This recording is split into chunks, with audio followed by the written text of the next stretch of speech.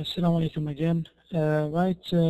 This is the continuation of yesterday. I think we stopped at a problem I gave you and asked you to solve the problem using the 0 address machine, the 1, the 2, and the 3 address machines. Okay, but before I start, I think I was asked a couple of questions yesterday. I think one of them was someone asked me about lecture 6 to do with the fetch and execute cycle. I think I explained it anyway. But yeah, in lecture 6 you need to know the diagram, the one that comes from the top to the bottom. You need to know all the stages of the fetch and execute cycle. And also you need to know the von Neumann architecture, not how to draw it, but you need to understand it. So you need to understand the buses, you need to understand the decoder, the ALU, the gates, the buses gates, the ones that feed to the buses, or the ones that comes out of the buses, and so on. So you need to know all these information, quite useful as well, I think, for your examination. Now, and also I was asked about the rounding, taqrib. So if I ask you, for example, if I ask you to round your number to, let's say, 3 decimal places, how would you solve this? Now, if you excuse me, if you have a number, let's say 72.53621, for example, and I ask you to round it to the nearest, let's say nearest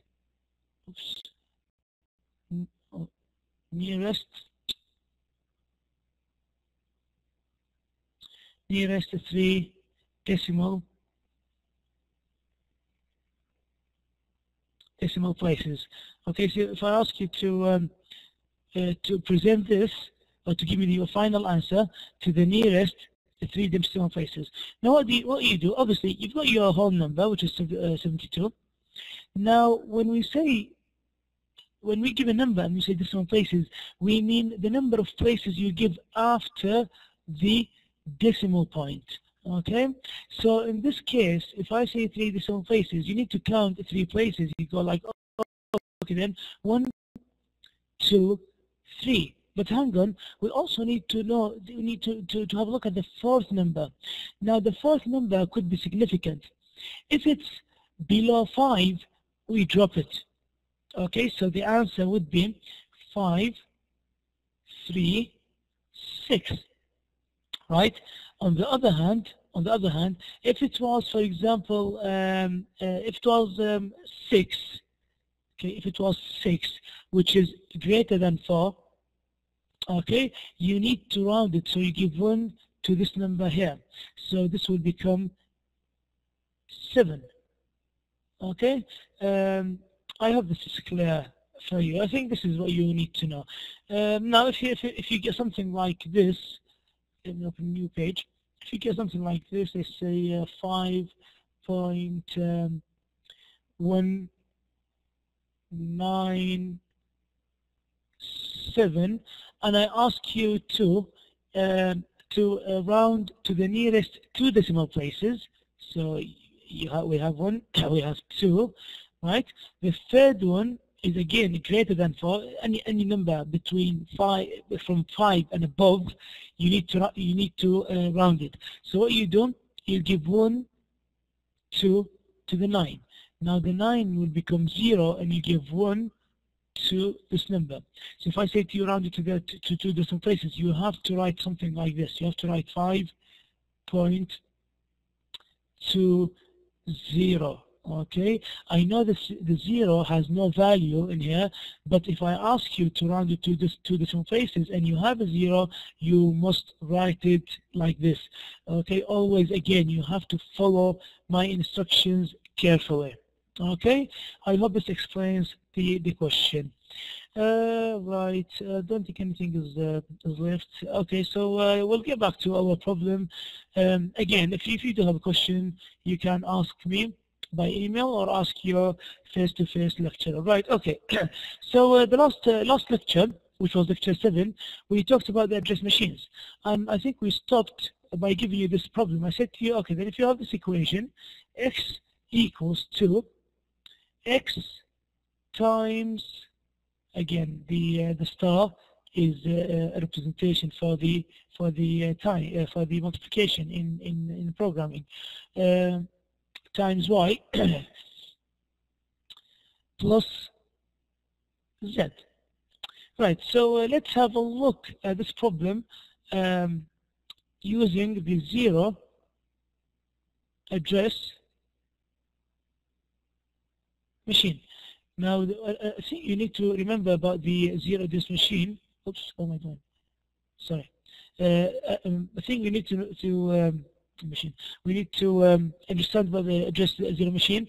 It's a binary representation of the memory reference, and so you either have a 1 or a 0 in the memory reference, and also it uses the stack idea. I think if you refer back to your slides, you will know what I mean by stacking. So you have like a box, and you drop your values in a box in a stack format. All right. So you need to know these two facts about the zero address machine. So let's have our table done. So we will have the code. Let's say here in the exam, I'll give you the table, and you have to fill it.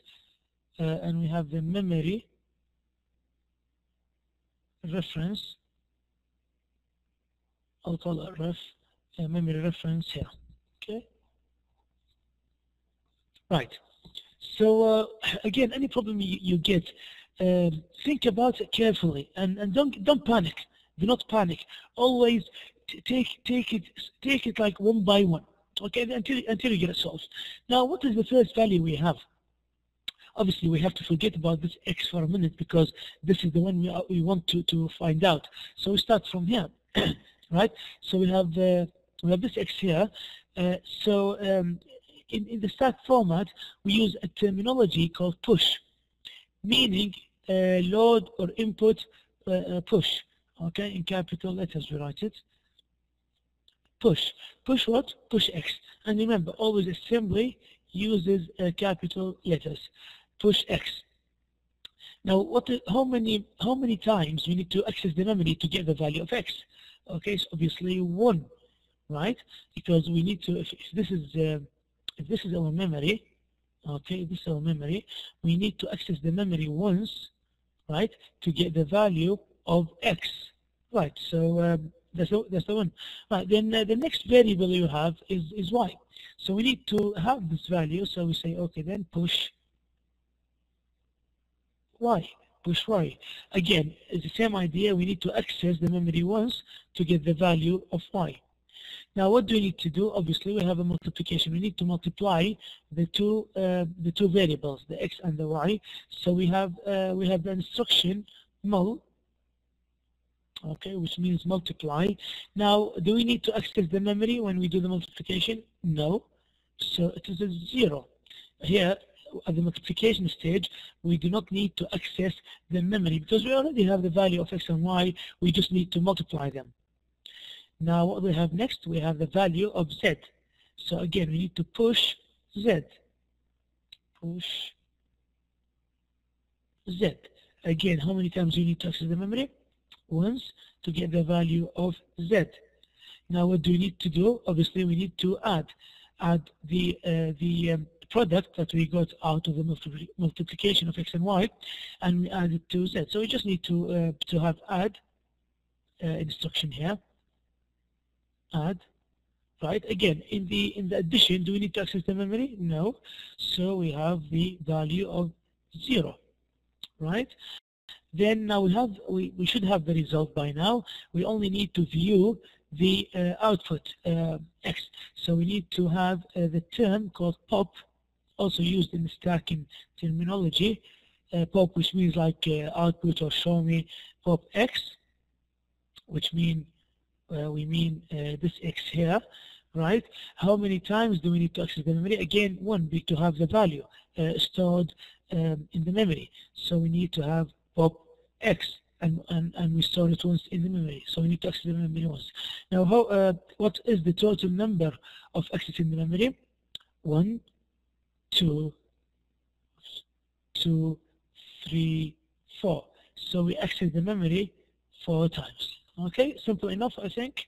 Right, let's solve the same problem, but this time for the for the one address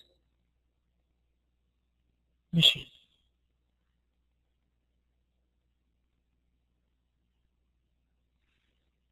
Again, I don't know why I put T. Just like I think my mind goes to matching. It says machine. Machine, right? Okay, right. So let us have a look at this problem. Now the instructions are quite um, actually. No, actually, I have another problem for you. Right, I think yeah, I wanted to make it more a little bit more complicated. Sorry, I think I confused you then yesterday. I just realized now. Sorry, I do apologize. This time I wanted you to have another problem. Well, it was good that you worked on the one I gave you, but this time I wanted to make it just a little bit more complicated. If I say x equals x times y plus w minus z. Okay, so yeah, so this is a new equation we have, very similar, but I added just another variable, just few elements. Okay, right, let us see how we can solve this, right? So again, we have our table, we have the code,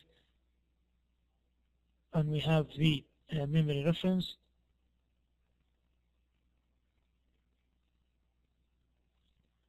Call it again memory ref. Okay, right. The first thing we need to do, what do we need to do first? We need to load the value of x. Okay, so we need, because it is stored in the memory in our program, so we need to load the value of x. Now, how many times do we need to access the memory if this is our memory? Okay, how many times do we need to access the memory to do this? Obviously once, because we need to fetch for the value of x, so we need to have 1. Right, after this we need to multiply, this is multiplication, this is multiplication. Okay, we need to multiply it by y. So straight away what we say, okay then, we've got the value of x, please multiply with y. Now, how many times do we need to access the memory now? Again, once. Why? Because we need to get the value of y, right? So we have a memory reference. Now, obviously, so we've got this result of the multiplication. Now we need to store the output. So we have the store, and let's call it T1. In the exam, I'll tell you what to call it. Let's call it store T1. Again, it's obvious we need to access the memory once to store the value of T1. Right? Now we go to the next part where we need to load the value of W. So we need to load the value of W. Again, we need to access the memory once to have the value of W. Now we need to subtract Z from W. So we go sub Z, right? And again, we need to access the memory once to get the value of Z. Then we worked this part of the equation. Now we need to store the result. So we can say, okay then, use the command store, and let's call it T1. So we store it in a variable called T1, and again we access the memory once to have the value stored in T1, or in T1 in the memory. Now what do we need to do? Obviously we need to add T1 to T2, so we need to load, because we have T1 stored, T1 which is here. We have it stored in the memory, so we need to retrieve it again. So we're gonna have to load you're going to have to load T1. Okay, so we need to access the memory once to get the value of T1. Then straight away we say, okay, then add T2 to it. Okay, add T2, we have addition. Again, we need to access the memory once to get the value of, because the value of T2 is there. Now that's it. We got the answer. So you only need to store the output that we have. So we just say the final command. We say, okay, then store the value of X, right? So again, we need to access the memory once to store the value of X. Now, how many times do we access the memory? We have 2, 3, 4, 5, 6, 7, 8, 9. So we have a total of 9 memory access. Okay, I hope this was easy enough. Right. So we'll move to the next next part, where we talk about the 2-address machine. Okay, so this time we will talk about the 2-address machine, and we will solve the same equation. Machine. Okay, I don't know why I just don't stop trying to write a T here for some reason. Anyway, right. Now with the 2-address and the 3-address, we always, what we do, the 2-address and the 3-address, they have advantage that the number of steps are limited or reduced in comparison to the 1-address machine. The 1-address machine gives you a kind of details. It's quite it gives you like step by step. So it takes a lot of time to finish the instructions. While the advantage of the 2 and the 3-address machines, they have a reduced number of steps, but on the other hand, they have a more memory reference than the 1-address machine. We access the memory more. Now, how to reduce this problem of accessing the memory many times, we use registers instead. Okay, so what we do, I'll give you the same example. We're going to solve it once using the 2-address machine and once the registry of it. So so you see the comparison between using the memory reference and using the registry reference, or the registry. Obviously, in both cases, you can access the memory, but there's a big difference between accessing the memory from the CPU straight away or accessing the memory from the register itself. Right. Okay. Let me start solving this. We have the same equation. I think it was x equals x times y plus w minus z. Right. Okay. So let's try to solve this. Okay. Now again, we have our code here, and I put the memory reference here. I have blocked nodes today for some reason. Memory ref. Okay, right. Let's start. Okay, always the first instruction. The idea, right? Okay, the idea of this, the idea is to have this part uses as a destination, and this part as a source. Okay, so this is source and this is destination. I call it destination. Okay, right. So let's do the move. So first thing you need in the 2-address machine, you need to have the command move. Okay, the command move. Now move what? Right, you need to move first the value of x, give it another name, which as a destination. That will be used as, by the way, sorry, as a source and destination. Okay, so this part is source and destination. Okay, so this is the source and destination, and this is the source only.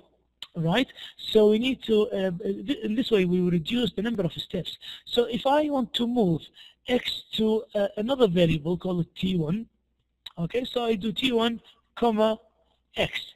I mean, okay, then move the variable x to a new variable called t1. Why?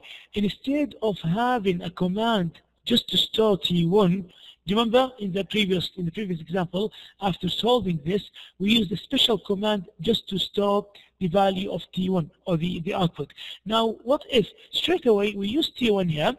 Okay, so we don't need to use a command to store t1. So t1 will be our source and destination at the same time. Okay, so we have t1. Now the next step, we need to multiply it by the y. So straight away we say, okay then, multiply by y. By y. By the way, sorry. Here, how many times do we need to access the memory? Twice. One to get the value of x, and one to store it to t1. Okay. Now we do our multiplication. Multiply what? We need to multiply t1. Oops, this is t1, not a comma. This is a comma, and y. Okay, so we have our source here, and we have our source here and destination. So what we mean is, we get the value of t1, multiply it by y, and again store the output in t1. So t1 is the source and destination. Now, how many times do access the memory this time? 3 times. Why 3 times? Why 3 times? First, we need to get the value of t1. Second, we need to get the value of y. Third, we need to store the result in T1. So we have 3 memory references. Now, see, in 2 steps only, we finished the first part. In the last one, oops, what did I do? Oh, okay, in the last one, we finished in 3. Okay, so we saved ourselves a step in this, right? So we take our the third step is, now we need to work on the second one. Again, same idea. We need to find another variable for w. So we say, okay, then move w to t2. Let's call it t2. Okay, and we have a w. So again, t2 is the source and destination, and we need to move t2 to it. Again, remember, whenever you have a move, remember it's only 2 steps. Okay, it's 2 steps when you have a move, so it's easy, right?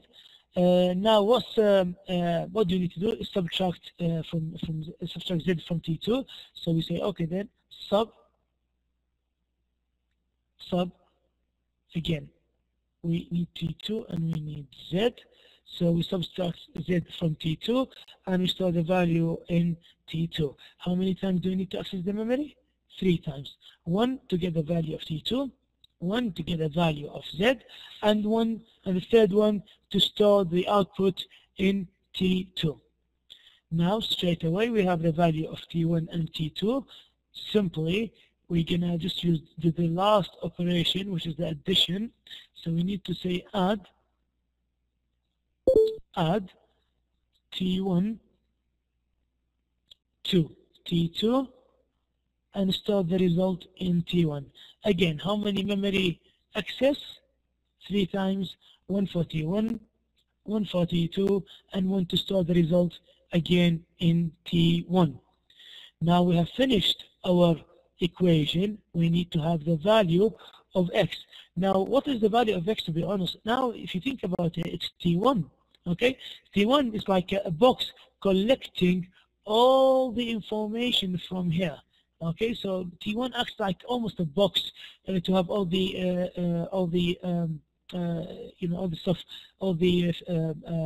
results from the steps, right? So simply, but obviously we are not interested in T1. We are interested. We don't have T1 in the equation. We are interested to get the value of x. So simply, just again move the result to x. Say okay, then say move T1 to x. So we have our final result. Again, this requires 2 steps. First is to load T1, and the second is to store the value for T2. For the X, sorry, for the X. Right, how many times did you access the memory? Quite many times.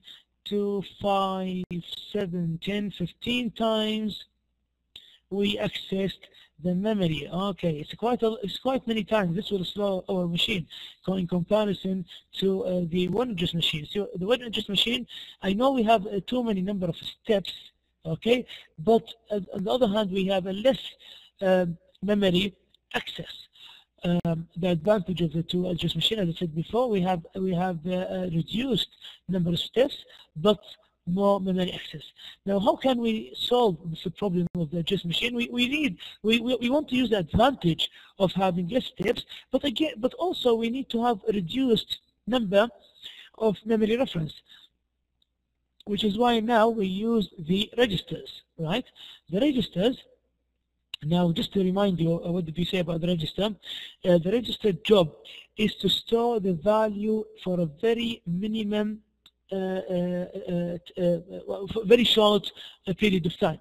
As I said to you, the registers reside inside the CPU. But again, imagine if the CPU itself try to access the memory. Now the CPU itself is already busy with other stuff to do. Now just like think about an organization, for example a university. Now the university we have like a head of the university or the president of the university. Now he doesn't do everything himself because it will require a long time for him to do everything. So he allocates jobs for, let's say, for the deans, for the vice president, for the teachers, and so on. Okay, so to reduce the load on the manager. Now, similarly with the CPU, again, another good example. Think about your brain. Now, your brain doesn't do everything at the same time. For example, your vision. Now, when you see things around you, I know your brain is translating the images for you, but it's not the whole brain working to do this for you. It's only part of the brain is responsible for your vision. If the whole brain was responsible for the vision, you wouldn't be able to hear, for example. You wouldn't be able to hear. You would only be concentrating on seeing. See, do you get my example? So always we have to divide. We have to divide the problems into little sections and make someone responsible for that section to make things easier. Similarly, with the processor, we have registers that are responsible in communicating with the memory. Okay, so let's look at the registers for the two address machine. Registers. Okay, and see how this will reduce the load for the CPU in accessing the memory. Okay, and we have memory reference. Okay, now again, same thing, same equation. If you remember, x equals x times y towards, I think, plus w minus z. Okay, now again we need to move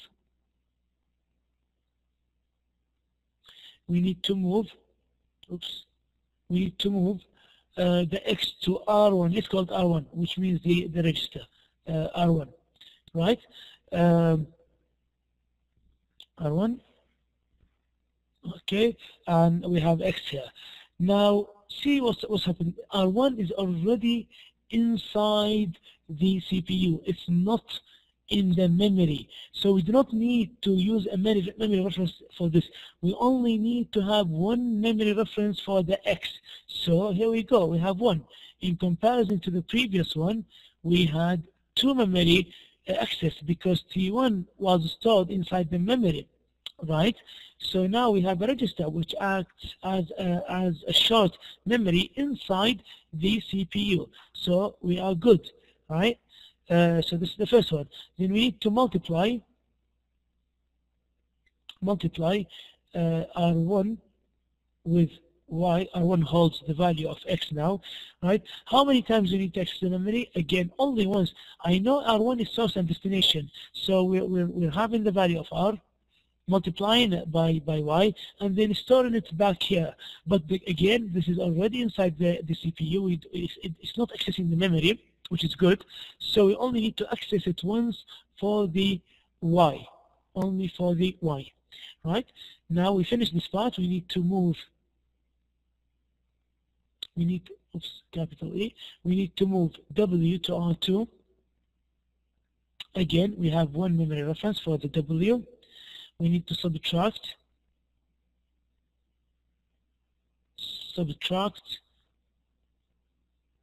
the Z from R2, which is the W, right? Again, we only need to access it once for the Z, right? Now we need to add R1 and R2 exactly the way we did it with T1 and T2, but this time, how many times do we need to access the memory? None. We do not need to access the memory because both values are stored in the registers inside the CPU. So there is no memory access at this point.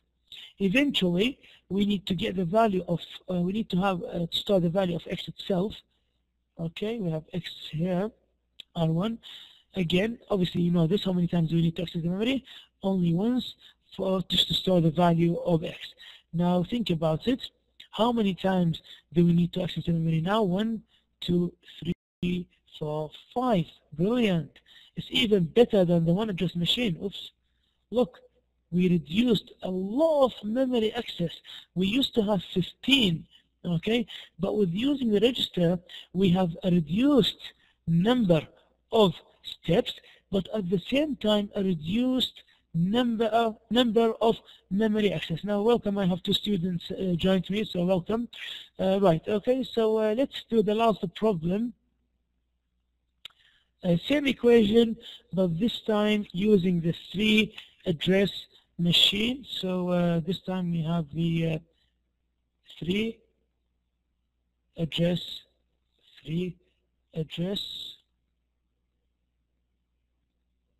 machine.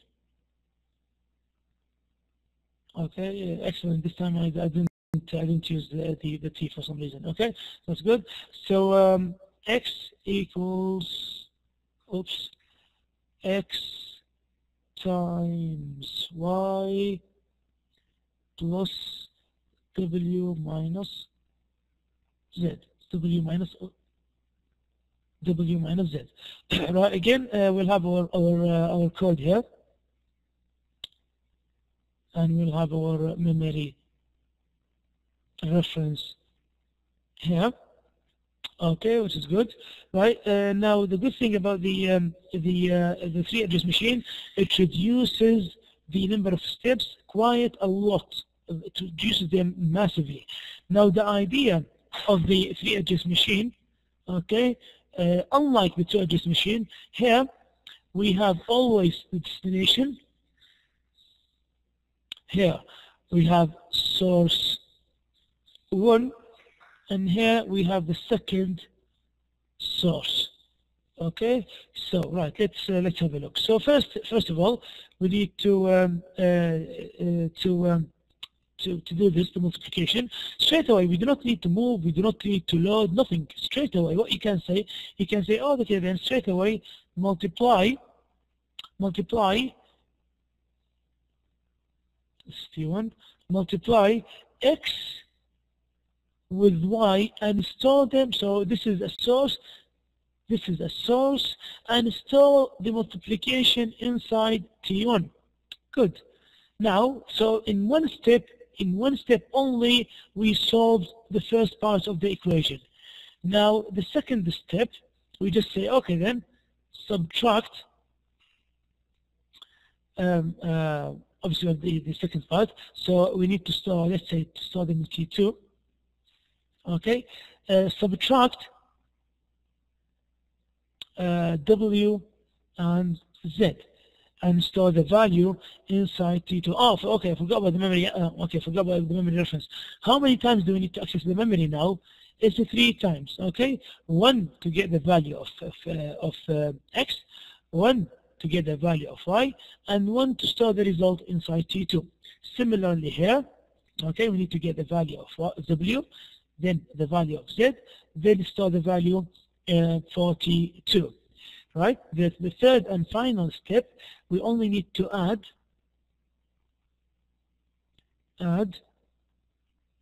T1 with T2 and store the result straight in X. Which X is this? This X. Right? So we add the T1 and the T2, store them in X. Again, we need the 3 memory references. One for the T1, one for the T2, and one to store the result of X. How many times did we access the memory? 9 times. Now we can reduce this by using the registers. Okay, this belongs to here. By using the registers, so we have registers. Okay, right. Let's see how we can solve this. With registers, we use R's instead of the T, just to represent a register. So straight away we say, okay, then multiply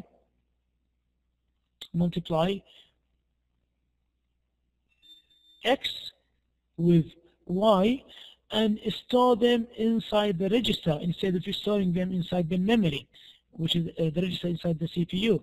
So how many times do we need to access the memory this time? Twice. We have X and we have Y. Again, R, we don't need to access it because it's already in the CPU. So we reduce the memory reference by 1. Right? Then we need to do the second step, which is the subtraction. Okay, welcome. I have a third student joined. Subtraction. We need to subtract W and Z, well, Z from W, and store the result in R2. Again, how many memory reference? We only need to get the W and the Z, so we have 2 memory references. Final step, we need to do the addition.